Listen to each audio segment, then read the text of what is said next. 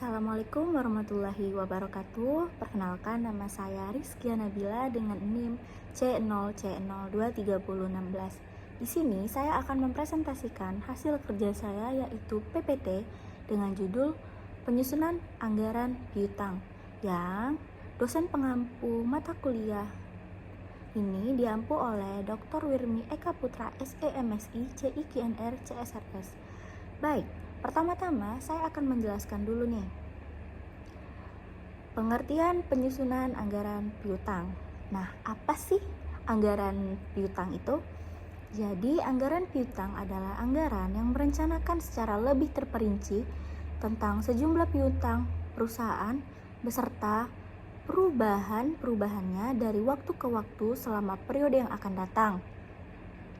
Anggaran piutang menunjukkan besarnya piutang dari transaksi-transaksi penjualan secara kredit yang dilakukan perusahaan. Anggaran tersebut menerangkan mengenai jumlah piutang yang tertagih dari waktu ke waktu, serta menunjukkan sisa piutang yang belum tertagih dari waktu ke waktu selama periode yang akan datang. Nah, selanjutnya kita masuk ke langkah-langkah penyusunan anggaran piutang. Langkah-langkah di dalam menyusun anggaran piutang antara lain: yang pertama, menentukan besarnya jumlah penjualan yang dihasilkan oleh perusahaan dalam jangka tertentu. Yang kedua, menentukan besarnya bad debts atau besarnya piutang tak tertagih yang harus dicadangkan. Yang ketiga, mengetahui atau mengidentifikasi besarnya termo payment. Yang keempat, memperhatikan kemungkinan adanya bunga untuk penjualan kredit. Yang kelima, menyusun ke dalam bentuk tabel-tabel yang sistematis. Terdapat juga manfaat penyusunan anggaran piutang. Apa saja sih manfaat dari menyusun anggaran piutang? Nah, di sini penyusun anggaran piutang terbagi menjadi 3 kegunaan atau manfaat. Yang pertama, sebagai pedoman kerja, sebagai dasar penyusunan anggaran piutang untuk tahun yang akan datang karena tidak diketahui jumlah tingkat penerimaan pelunasan piutang bulan-bulan sebelumnya. Ini bisa menjadikan bisnis memiliki rencana yang lebih jelas berdasarkan modal yang akan mereka dapatkan di masa depan dengan memiliki strategi anggaran piutang yang baik. Manfaat yang kedua yaitu sebagai alat pengkoordinasian kerja. Sebagai alat untuk mengendalikan jumlah piutang dalam jangka waktu tagihan supaya tidak terjadi keterlambatan pembayaran kredit penjualan. Meminimalisirkan kerugian akibat piutang yang tidak terbayar adalah hal penting dalam proses ini. Oleh sebab itu, proses penganggaran piutang terdapat dalam operasi bisnis dan kebijakan memberikan jumlah piutang. Manfaat yang ketiga adalah sebagai alat pengawas kerja.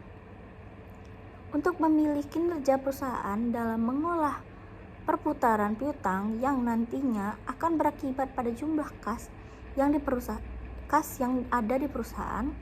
Jadi, pada intinya, pengelolaan piutang yang baik akan membuat kas bisnis yang sehat.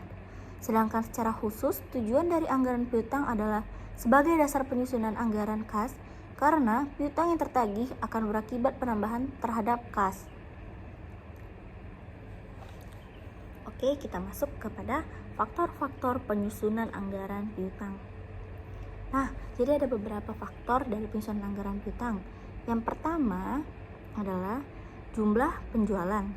Semakin besar jumlah penjualan, akan cenderung semakin besar pula transaksi penjualan secara kredit yang akan dilakukan, sehingga piutang perusahaan juga akan bertambah. Yang kedua, keadaan perusahaan di pasar. Semakin tinggi tingkat persaingan di pasar, maka volume penjualan secara kredit juga semakin meningkat. Yang ketiga, posisi perusahaan dalam persaingan. Semakin kuat posisi perusahaan di persaingan, maka perusahaan cenderung untuk melakukan penjualan secara tunai. Namun, sebaiknya jika perusahaan cenderung lemah, maka perusahaan melakukan penjualan secara kredit. Yang keempat, syarat pembayaran. Semakin besar potongan penjualan secara fungsi, maka piutang akan semakin sedikit. Artinya, konsumen cenderung membeli secara tunai. Namun, sebaiknya jika potongan penjualan semakin besar, maka kecenderungan konsumen untuk melakukan pembelian secara kredit. Akibatnya, piutang perusahaan yang akan semakin besar. Yang kelima, kebijakan perusahaan dalam kerugian piutang.